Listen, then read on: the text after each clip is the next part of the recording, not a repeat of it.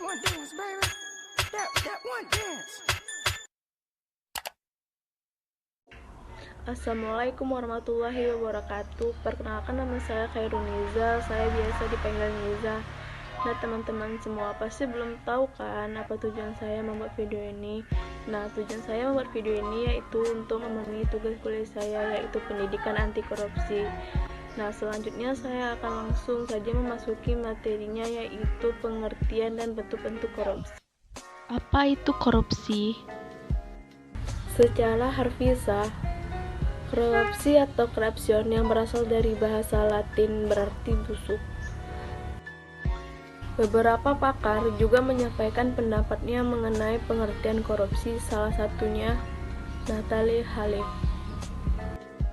Menurut Nathaniel Halif, korupsi adalah suatu cara di luar hukum yang digunakan oleh perorangan atau kelompok untuk mempengaruhi tindakan-tindakan birokrasi.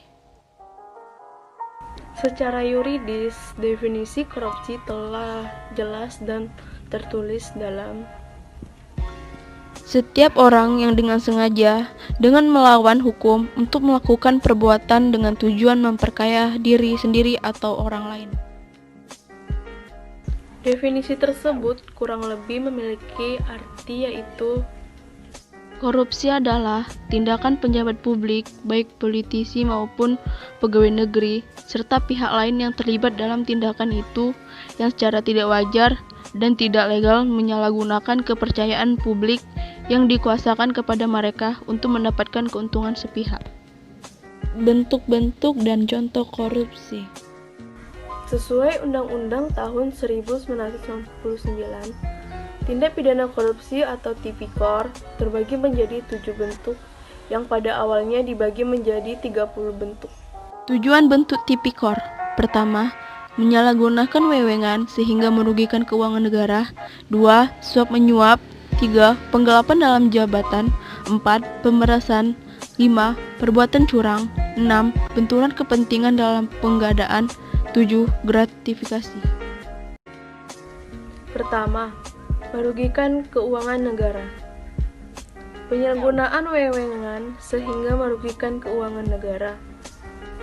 Misalnya, mobil dinas yang disediakan untuk kepentingan pekerjaan penjabat negara justru digunakan untuk kepentingan pribadi dan keluarganya. Selanjutnya, suap menyuap. Kasus suap menyuap dikatakan populer dan paling sering terjadi. Suap biasanya dilakukan sebagai upaya memuluskan kebutuhan si penyuap dengan memberi sejumlah uang. Contoh kasus suap yang hampir sering terjadi kita temui di jalan adalah para pelanggar lalu lintas yang memberi sejumlah uang kepada polisi agar lolos dari hukuman. Ketiga, penggelapan dalam jabatan. Pelaku tidak korupsi ini mereka yang memiliki jabatan tertentu dan melakukan tindakan penggelapan uang atau dokumen berharga yang menguntungkan dirinya. Contoh kecil seperti yang kita lihat di sekitar kita adalah menggunakan kuantitas kosong agar nominal uang di dalamnya dapat direkayasa oleh si pelaku. Keempat, pemerasan. Pemerasan merupakan perbuatan pihak yang menyalahgunakan kekuasaan untuk memaksakan orang lain melakukan sesuatu yang menguntungkan dirinya. Contohnya, pungutan liar atau pungli yang dikenakan aparat kepada masyarakat sebagai tarif pengurusan dokumen tertentu, padahal seharusnya pengurusan dokumen ini bebas biaya. Kelima, perbuatan curang. Segala bentuk kecurangan termasuk tindakan korupsi. Sebagai contoh, pemborongan proyek bangunan yang melibatkan kecurangan kontraktor ataupun toko bahan bangunan. Keenam, benturan kepentingan dalam pengadaan atau yang dikenal conflict of interest. Maksudnya adalah, misalnya, meskipun dilakukan tender dalam proyek, pegawai negeri ikut terlibat dalam proses dengan mengikut sertakan perusahaan miliknya. Terakhir adalah gratifikasi. Gratifikasi merupakan pemberian hadiah dalam bentuk apapun kepada pejabat publik, dengan harapan adanya timbal balik dari si penerima.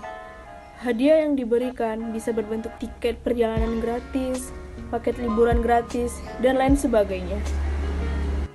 Setelah melihat video ini, semoga teman-teman akan lebih disiplin, jujur, dan tanggung jawab dalam apapun untuk menghindari tindak korupsi.